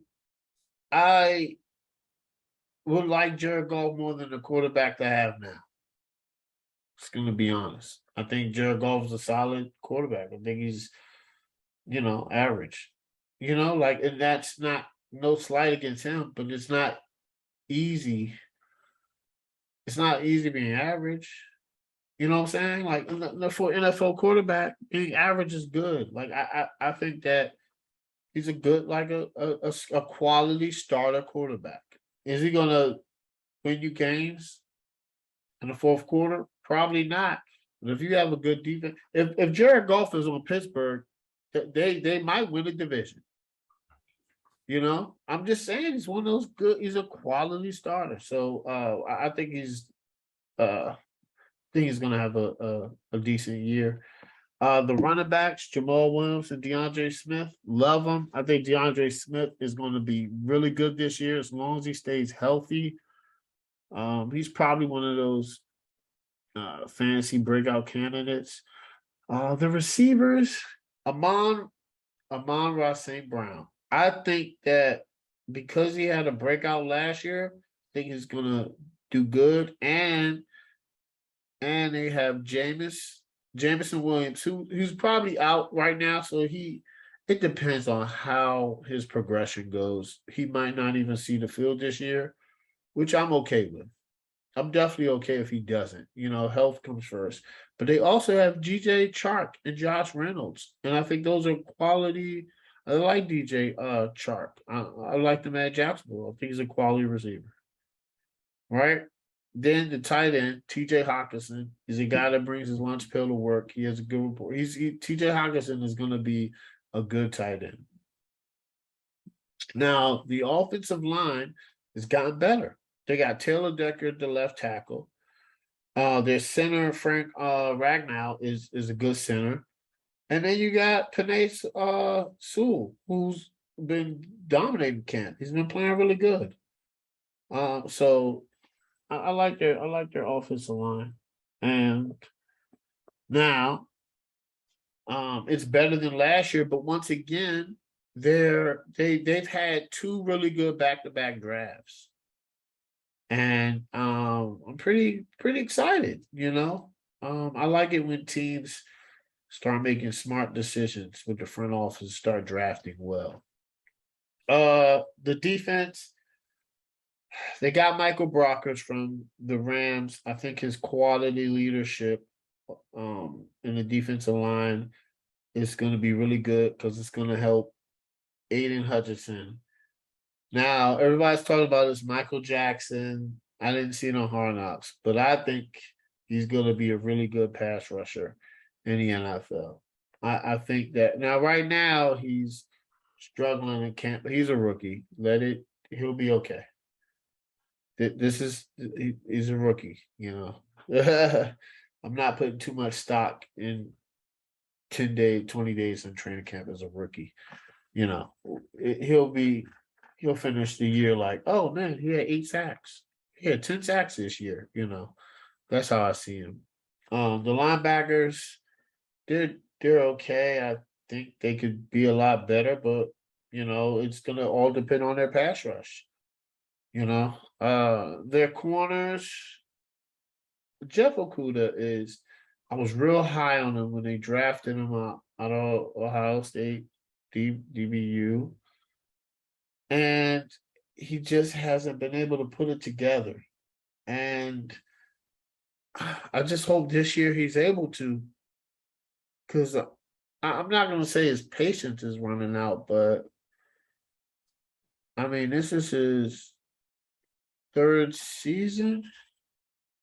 I mean, you can scratch last season because of, he was hurt, but I think he has a chance to be a really good corner. So I hope he stays healthy, man. And I just hope he stays healthy. I like him as a player. I think he has all the qualities to be phenomenal. The safeties, they got Deshaun Elliott, Tracy Walker. So they're decent, but once again, like nothing shouts out. Nothing screams, this is a good defense. No name shout out. Maybe the only name that highlighted is a rookie, and maybe Michael Brockers. But then once again, the Rams are, I think, still rebuilding, and this is why we're going to see how good Dan Campbell is a coach. If you got a young team with potential who was good last year, we're going to see with quality picks how good are you this year? Because this year is on you coaching because you have a young team. So I think the Lions are going to win some games. I got them going 7-10. I got them winning a couple games, man. Games. More than a couple. Yeah. Last year they were what? They had the 2nd pick. Well, they'll win about 3 more games than they won last year, man. Not a big jump, but they'll win a couple I more. mean, that sounds like a big jump. Eh, I mean, okay. Last year they were 3-13-1, so you're giving them 4 more. yeah, win 4 more. Okay. Okay. Well, okay. So the Lions, Dan Campbell, like you said, he brings the energy. He was talking about biting kneecaps or something, and he's doing these war cries and all this stuff. So he has. I think he's a good coach to have on Hard Knocks because he's energetic. He's all over the place. He's extra. He does crazy things. Says crazy things. So as far as Hard Knocks goes, I think he's a good coach to have on the show. As far as him being a coach, I mean, like you said, the jury's still out. We don't know. Last year, not a great coaching job, obviously, but I mean, the Lions have been like the Cleveland Browns of the NFC, basically. Like they just don't win games. They don't have a good time winning games. Like they just can't win games. Now, last year they were competitive a lot in a lot of games, so maybe that can transfer over to this season. We shall see. But if they can play like they did last year, I think they have an opportunity to win some games. So what they did against Baltimore, and then the comeback win against Minnesota the last second. Yeah. There's games there. Obviously some games. Yeah, I mean it's winnable. I mean anything can happen any given Sunday, like they say. The quarterback obviously is Jared Goff. We all know what he done when he was with the Rams, went to a Super Bowl, had a solid season. He's going to really need to come back this year and play even better this year. There's definitely talent there. There's definitely talent around him. DeAndre Swift, if he can stay healthy, is going to help out Goff immensely. Jamal Williams, who came from Green Bay, so he goes from Green Bay where they don't lose no more than like 4 or 5 games in the season to this team where they go 3-13. I think his first year there. So, that's a big drop off, a big culture shock for him to deal with. Mm-hmm. Excuse me. But, it is what it is. He's going to be definitely one of those key guys on that roster to help this team coming up for this season. Damn. Yeah. I'm doing a draft. But, you got the wide receivers. You got St. Brown, who came out of nowhere. He had a really good season last year. So I kind of expect him to have another really good season coming into this year. Along with, like you said, DJ Chark. He's not really he's not number 1, but I think he's a solid number 2 or a solid number 3. I think he can be that cornerstone piece to be a really good number 1 or number 2 or number 3 wide receiver. As long as he stays healthy. He wasn't healthy at all last year for the most part. Williams, the jury's still out on him just because he's coming off an injury. I think he can, if he's healthy, which I don't think he's going to even be there this year, or if he is there, he's going to be there late. But I do like the draft pick because at least you give your team something to have next year and the years to come after that at the wide receiver position. TJ Hawkinson is a solid tight end. I think he's going to be Goff's number 1 go-to guy as long as everybody stays healthy. The offensive line should be better. Penei Sewell's back again, and last year he had an okay season. I mean, a lot of people are obviously saying Slater is the better tackle after last year. Redraft, whatever it is, take Slater first, and I can understand it. But I do think Sewell's going to have a really solid second season. Like you mentioned, Frank Ragnow and Taylor Deckers. Those pieces should definitely help the offensive line as well. On the defensive side, obviously Aiden Hutchinson is the talk of the town there. He's the number 1 draft pick, or not the number 1 draft pick, the number 2 draft pick. Should have been number 1 to me, but whatever. But he's there. He's Detroit's top pick, so they definitely needed help on the defensive side. He went to Michigan, so he has that going for him as well. But he's going to have to anchor, even as a young man, he's going to have to anchor this defensive unit. He's definitely going to be the focus. Man, the wide receivers, their linebackers. I'm on discombobulated. The linebackers, man, they're really nobody special. So it's going to have to start with their front four to try to get some pressure on the quarterback. The secondary, like you said, they do have Jeff Okudah, who I like Jeff Okudah. He's still young. He's not so far. I know last year he was hurt. He has to live up to that top three selection. And I think this year, maybe this could be his year if he stays healthy.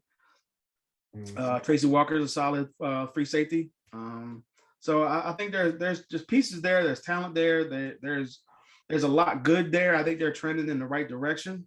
And I know how competitive that they were last year. If they can kind of put all that together, I don't think they're going to pull a Bengals and go to the Super Bowl. I don't think they're going to go into the playoffs, even though the NFC is down. This is a perfect time for them to actually make a move and go to the playoffs. I guess you were asking me. I guess I wouldn't be surprised if they went to the playoffs just because they were in so many games last year, and we already seen what the Bengals did the year before. But with that being said, I don't think they're doing that. I think they're probably a couple years away, maybe a year or two away. Actually doing something. So I'm going to go 6-11. I think they win 3 more games. I think it's not bad. That's not far off. Yeah, it's not far off. I think a lot of those games, those 11 games, I think maybe 7 of them maybe will be close, or maybe be close to the fourth quarter, and then they might get blown out the rest of the fourth quarter or something like that. But I think they'll be able to keep games close. I don't think that Thanksgiving game is going to be like, oh, turn the TV off, let's eat whatever it is this year, because I think they'll be somewhat competitive enough to have people watch them. So 6-11. Cool. All right. Who you got next? I'm actually going to take the Packers next time. Green Bay. I'm going Green Bay. Matt LaFleur. I think Matt LaFleur, obviously he's a really good coach. Now, obviously he has one of the better one of the better quarterbacks of all time playing for him in Aaron Rodgers. But I mean, even still, Matt LaFleur, he's what, 13-3 every year, or 13-4 last year. So I mean, he doesn't win any less than 13 games.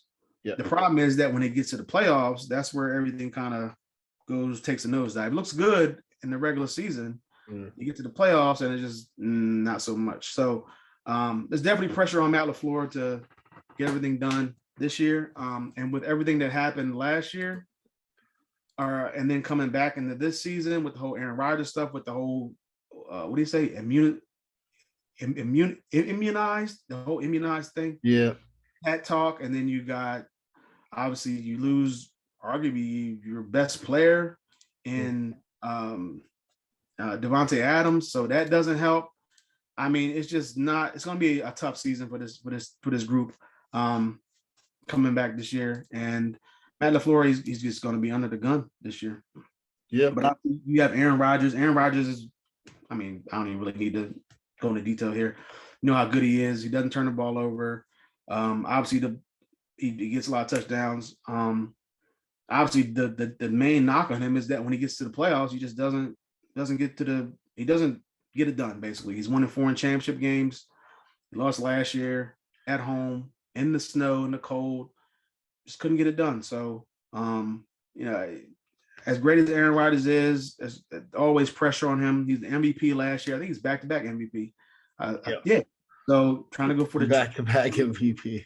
Now you're trying to go for 3 in a row MVPs, and all the seasons that he's had in Green Bay, the great seasons that he's had, but the playoffs is the big cloud over top of him. I know he's already won a championship, but if you're one of the best quarterbacks in the league, you at least have to get back there again. Like we've seen what Patrick Mahomes has done, Tom Brady, Peyton Manning. Obviously, Drew Brees didn't get there again, but him and Aaron Rodgers. I mean, Aaron Rodgers is still playing, so we're all looking at him. Oh, that's right. I guess I didn't even peep that. Drew Brees got that one time. Yeah, one time. So now we're all we're all looking at him because he's the last guy for the most part that's been really good for a while that hasn't gotten there multiple times. So This is a good opportunity for him. Hoping that he can get it done this year. I've been picking the Packers. I don't know how many times. Yeah, Patrick Mahomes been twice already. Yeah. Should have went last year, but almost went last year. Yeah, all right, good. That he be on a different level. Go ahead. Yeah. So obviously Aaron Jones is the running back there. Him and AJ Dillon. I don't think they feed Aaron Jones enough. I think he needs to get more love. I think he's one of the more underutilized running backs in the league. That's like a top 10, top 15 type of running back. I just don't understand why they don't really run the ball with him enough. I mean, they have AJ Dillon there as well, so maybe they can get some love from both of those guys, but I would prefer Aaron Jones to get like a 65-35, a 60-40 split or something like that, but we'll see what happens this year. I know he can not only can he run, but he can also catch out of the backfield. So obviously the issues are going to be definitely going to be wide receiver. For years it's been Aaron Rodgers does not get help. Aaron Rodgers does not get help from wide receivers. They don't draft anybody, which I mean, they went out and drafted Jordan Love a few years ago. This year they went out and drafted. Obviously you lost Devontae Adams. Why not just go out and get a wide receiver? They don't. They end up taking Christian Watson, in the second round. So yeah, and now I think he's out. He's hurt a little bit, so he's not getting that camaraderie with Aaron Rodgers on the field right now at practice. So had to see what happens there. Allen Lazard, I guess he's the number one. I mean, they don't really have a number one. Allen Lazard, he's really as far as playing with Aaron Rodgers and being in that system, he hasn't lived up to expectations. Sammy Watkins can't stay healthy. I think he was like a fourth when he got drafted. I think he was drafted number 4 or something like that. So Watkins was drafted really high. Yes, he hasn't lived up to his expectations. Randall Cobb is back. That's like his go-to guy or one of his closest friends. So I mean, they have that camaraderie there, that communication thing they're going on with them too. So that's good. Tunyon, he's out again. I don't know when he's coming back. So I mean, there's just so many pieces missing, and combine that with obviously they lost Devontae Adams, so it just doesn't look good for Aaron Rodgers. But if anybody can turn this around and make something out of nothing and win another MVP, I'm never going to doubt Aaron Rodgers from anything. Like I just think, it's, at least in the regular season, I'm not going to doubt him. So yeah, why doubt him now? Offensive line should be decent. Obviously they get I'm just calling him David. I don't know how to say his last name. They're getting him back. Yeah, the left tackle. They're getting him back. I think he's still out, but they should be getting him back. Hopefully before the season starts. Runyon, John. No man, he's dealing with that knee injury. I know. I'm trying to hope for him that he can come back. I don't know if it's going to happen or not, but we'll see. But they got some they got a decent offensive line. They got a pretty solid offensive line. I just think they're gonna obviously have to do their best to protect Aaron Rodgers. Like you don't want your number one, your main guy getting hurt. I know we talked about St. Brown also going back to the wide receivers. I forgot to mention we talked about the wide receivers. You mentioned St. Brown for the Bears. He left Green Bay. I think they're all brothers. Yeah, no, St. Brown did leave. Yeah, he left Green Bay. Yeah. And also obviously MBS, Valdez Scantling. So that's another guy that they lost. I forgot to mention him. Mm-hmm. But the offensive line they lost some pieces on the line, but they also still pretty much have the same guys that were the starters last year. They're just getting David whatever back. The defense was really good last year. Saw what happened in that NFC Championship game. They didn't give up a score, basically a touchdown anyway. The only thing was balling. Mm-hmm. Yeah. So the defense, Kenny Clark, Preston Smith, like these guys are Rashawn Gary as one of the linebackers. So and then look at the secondary, obviously Jair Alexander, he's one of the best cornerbacks in the league. Eric Stokes is a solid young cornerback as well. Adrian Amos. So the Packers defense should definitely be up there again as far as one of the better defenses. Obviously losing Smith. Zadarius Smith is going to hurt. especially when he's going to a rival right not that far away with the Minnesota Vikings. We're going to talk about next. That hurts, but I mean, he wasn't really there a lot last year anyway. So just looking at it last year, you're not really going to miss too much. But overall, I think it would have been nice to have him back coming up for this season. Man, it's hard. It's going to be hard to pick. To me, it's hard to pick the Packers just because I know they have Aaron Rodgers, and they've all never won or never lost, never won any less than 13 games. Mm-hmm. Man, that wide receiver group, man, it just looks so trash. So if I'm going to go 12-5, it might be a little bit more, like maybe a game or two more than I would maybe think. So do you think they might go like 11-6 or 10? You wouldn't be surprised if they go. I wouldn't be surprised, no. But I'm going 12-5 just because I think Aaron Rodgers is going to win some games for this team. Yeah.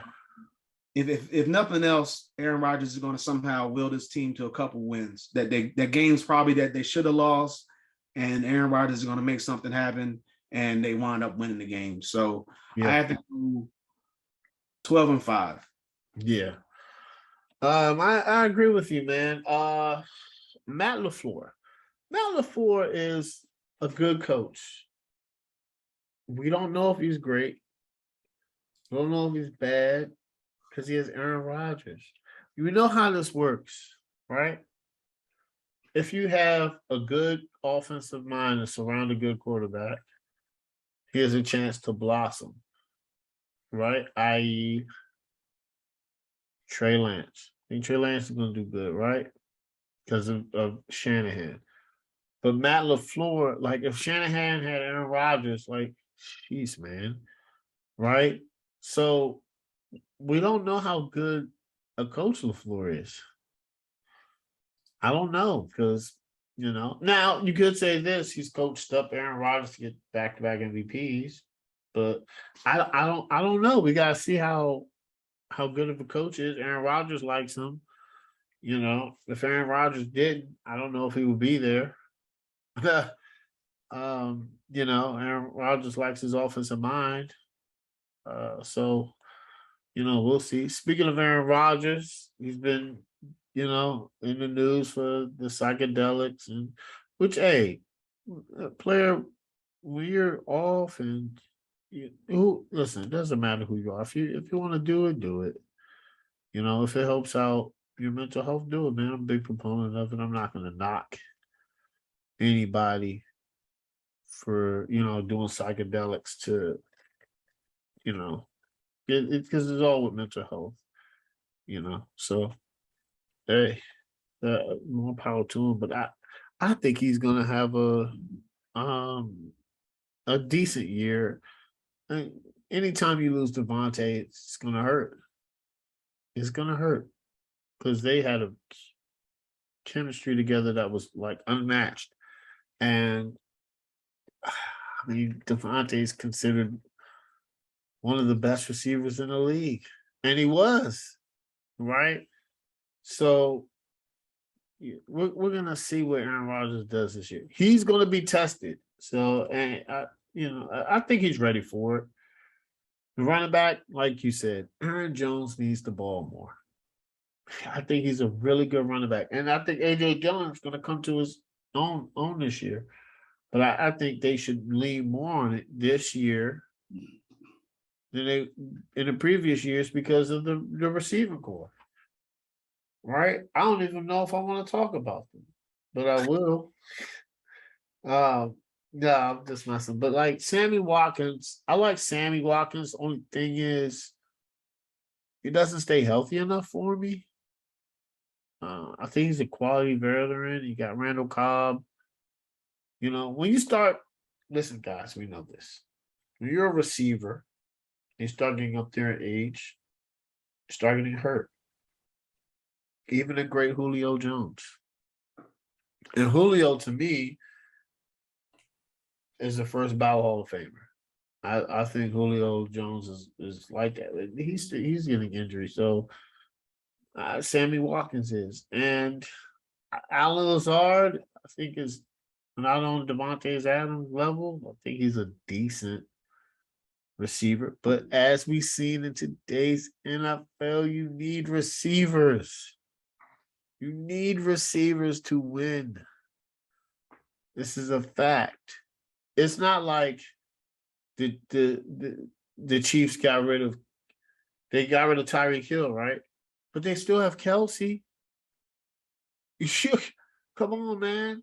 And they still added MVS and Juju. So it's just we know nowadays that the blueprint to win is you have to have a good receiving core. Both teams Super Bowl last year had phenomenal receiving cores. You have OBJ and Cooper Kupp on one end, and then you have Boyd, Chase, Higgins on the other. This is a fact, right? In a championship game, you got Deebo Samuel, right? And then you got Cooper Kupp. And then in the AFC championship game, you got Jamar Chase and Tyreek Hill and Kelsey. This is what I'm saying. You need a dynamic receiving core. You have to have it to win. You have to. So, I just Alan Lazard, I hope he does good, but you got to prove it on the field. Tight end, Robert Tonyan, he's out. He's dealing with injury. He's another target of Aaron Rodgers. Like you said, the offensive line, David Bakhtiari, he is out, and I hope he takes care of his health. Because when you're dealing with knee injuries, man, you don't want to be hurt all year. And I hope he stays healthy. But besides that, your offensive line is good. But this year, we're gonna see how good Matt LaFleur is. Right? Now their defense has a chance to be one of the best. It might be the best defense in the NFL. Might be the best defense. Right? You got Jaron Reed and Kenny Clark holding down the middle. Then on the edge, you got Rashawn Gary, who played really good last year. You got Preston Smith, he's going to get you 8, 9 sacks a year, right? Then on the inside, you got Devondre Campbell, who balled phenomenally last year. Then the corners, you have Eric Stokes, who filled in for Jair Alexander, and then they still brought back Rasheed Douglas. And then in the safeties, they have Adrian Amos and Darnell Savage. They're deep. I think that the identity of the Green Bay Packers, and this is up to head coach, is now not focused on Aaron Rodgers, but focus on the running game and the defense. The defense is, if you got fantasy draft them guys, they're going to be really good. So I think with that all said and done, because Russell Wilson's gone, you only got San Francisco, Cardinals, Tampa, Rams, maybe Minnesota. So they're still going to get 4 easy wins in their division. Yeah, I said it. Detroit and Chicago, easy. They're gonna eat Chicago up. What do you say? I own you. Aaron Rodgers owns you guys, man. So I believe you. I think they go 12-5, maybe 11. You know what? It's hard to bet against Aaron Rodgers. I know everybody's like Minnesota's gonna win a division. It's just hard. Because if their defense is number one, you give Aaron Rodgers a number one defense. Last time he won a Super Bowl. So I'm with you, man. I think 12-5. It's just hard. Maybe Minnesota wins the division, but I'm not trying to pick against Aaron Rodgers. I just, you're gonna pick Aaron Rodgers or Kirk Cousins. Aaron Rodgers lost to Devontae Adams. I still might pick Aaron Rodgers. I just might. So. All right, last team, Minnesota Vikings. Head coach Kevin O'Connell once again comes from the Rams, Sean McVay system, which is good So I don't know how he's gonna do it. I just know he's an offensive mind. He's bright. So we're gonna see how he, you know, see what he implements. Kirk Cousins. Kirk Cousins is a quality starting quarterback. I really only thing is, he needs pieces around him, like everybody does. But he's good, man. And he's kind of one of those quarterbacks you gotta pay because you're like, if I don't pay you, I don't have anybody. I can't depend on Kellen Mond to throw to Justin Jefferson and Adam Thielen. So Kirk Cousins has been like that his whole career, and he's 9 times out of 10 he's going to be a top 15 quarterback, and that's good in the NFL, man. That's good. Running backs, my man Dalvin Cook. I had him last year on my fantasy, but we're not talking about that. He's a good running back. He's bringing enthusiasm, toughness. He switched his number, I think, to his number in college. And then not only that, they have Madison, and Madison is a perfect complement to Dalvin Cook. And their receiving core, Justin Jefferson, Adam Thielen, and KJ Osborne. They say KJ Osborne is having a phenomenal camp. Jefferson said he is the best receiver in the league. I don't know if I'll argue that much, right? You got Devontae, Cooper Kupp, Jamar Chase, but Justin Jefferson is in a conversation of the top 5 receiver, hands down, and has been like that. He's gotten better every year. Every year. So he's gonna get better this year. He said he wants to be better this year. So then you have Adam Thielen, man, the old vet who I think it was hurt last year, and I think he's gonna have he's loving the camp. They said that the offense is gonna be different and they're gonna thrive in it. So watch out. Tight end, Irv Smith. He's been questionable and hurt, but I think he's a quality tight end. And I like him. Offensive line is going to be key, though. Can Christian Darrisaw make the next step? Because protecting Kirk Cousins is key, right? Making running lanes for Dalvin Cook is key. So we're going to see how the offensive line holds up. But I think that's something to watch for during the season. Now, their defense, they're switching to a 3-4. Which is very interesting. But I think they have the pieces to do it, right? Dalvin Tomlinson is going to hold down. He's been holding down the middle of their defense in training camp. He's been balling out. Then you have Daniel Hunter, who was the edge rusher anyway. So to me, when you have a 3-4 edge rusher and then you have a 4-3 edge rusher, as long as they stay there, I think they're good. If you can rush the passer, you can rush the passer. If you're standing up, if you're standing up or or with your hand in the ground, I think if you're a 3-4 or 4-3, I think you're a good pass rusher. If you're a good pass rusher, you can beat any system. And I think Daniel Hunter's a good pass rusher. Their linebackers, I think they're gonna be good. I like Jordan Hicks and Eric Kendricks. They're on the same accord in training camp, which is very important for linebackers because linebackers have to communicate. And most times the linebackers are the quarterback of the defense. So they have to communicate top, which is good. Cornerback, Patrick Peterson, man. What a great guy. He's still there. Great cornerback, professional, still holding down, man. And then you got they like Andre Booth Jr. Andre Booth Jr. is having a really good camp.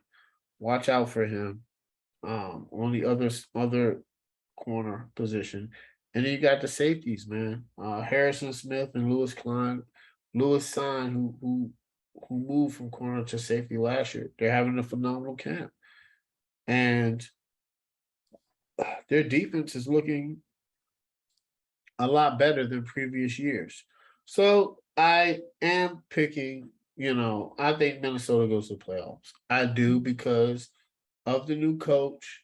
You don't know what your offense looks like. And their offense is you have an offensive minded coach going to an offensive dominant side. So now all they need is the offensive line to protect Kirk Cousins and the defense to get stops. You got Justin Jefferson, Dalvin Cook, Kirk Cousins, Adam Thielen. You're straight. And they were in so many close games last year. And I feel like this year they're going to be able to turn it. Sometimes I say you need to hear a new voice in a new system. And Kirk Cousins wasn't getting along with Mike Zimmer. Wasn't getting along with him. So, which I find it weird. I thought they would both fit each other. But, if your quarterback's not getting along with your head coach and he's on the defensive side of the ball, it's kind of hard for them to keep him because everything's trending offense. So with all that said, guys, I have Minnesota Vikings going to the playoffs, and I have their record at 11-6. They're gonna give Green Bay some problems, man. It's not gonna be like an easy, this is gonna be interesting. Okay.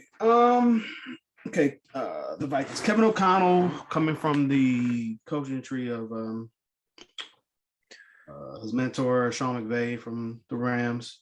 So you would think he has that offensive minded type of mentality, and it's going to be key because this group I think has underachieved. You have Kirk Cousins at quarterback, he's a mediocre quarterback, middle of the road, average, or maybe above average quarterback. But this time he starts out slow and he's not producing it, and like he kind of gets going middle of the season, later in the season, or whatever it is, starts putting up more numbers, better numbers.